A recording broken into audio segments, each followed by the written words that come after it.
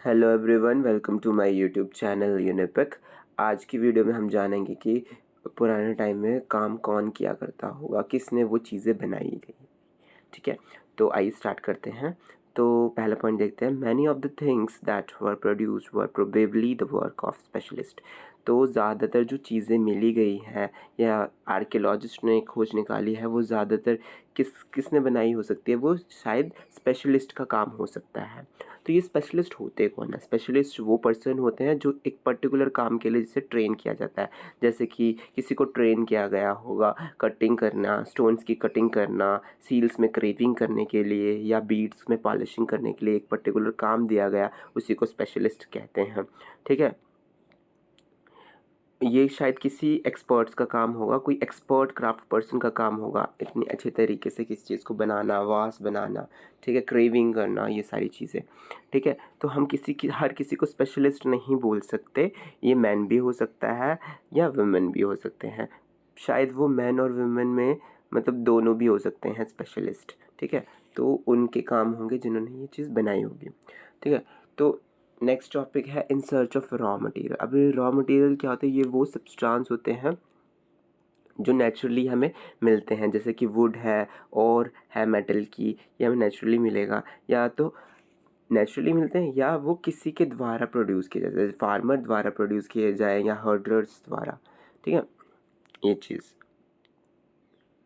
और फिर इन raw materials को यूज़ करके एक फिनिश्ड गुड बनाया जाता है जिसको हम यूज़ कर सकते हैं। जैसे फिनिश्ड गुड का क्या मतलब है? कॉटन को फार्मर प्रोड्यूस करते हैं, ठीक है, कॉटन प्रोड्यूस करेंगे।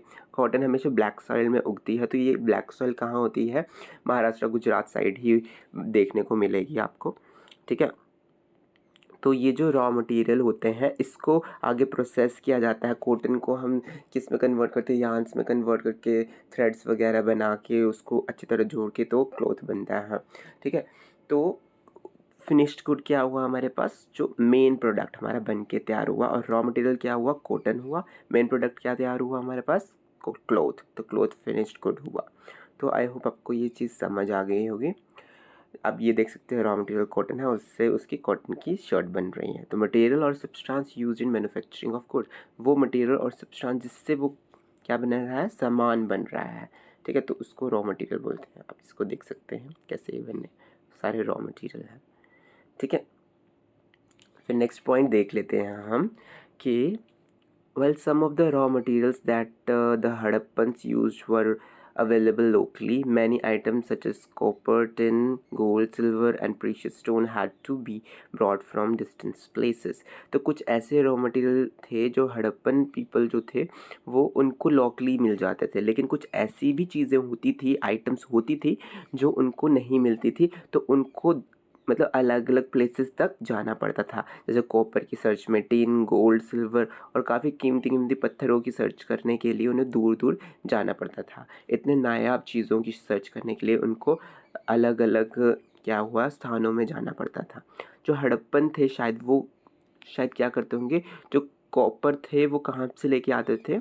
शायद वो राजस्थान से लेके आते थे और वेस्ट एशिया से भी लेके आए जाते थे। ओमन नाम की एक जगह से, वहाँ से भी लेके आए होंगे। तो ये एक एंटिसिपेशन है बाय द आर्कियोलॉजिस्ट। ठीक है, और गोल्ड को कहाँ से लाया गया होगा? जो प्रेजेंटेड कर्नाटका है, क्योंकि कर्नाटका में क्या है, केजीएफ आपने मूवी देखी होगी, तो वहाँ पे क्या है?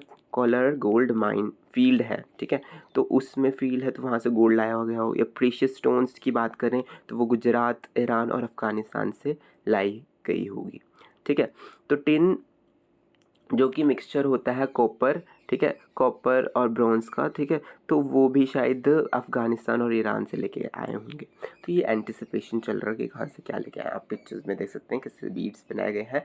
एक लेनियन का वो है, एक मटेरियल है।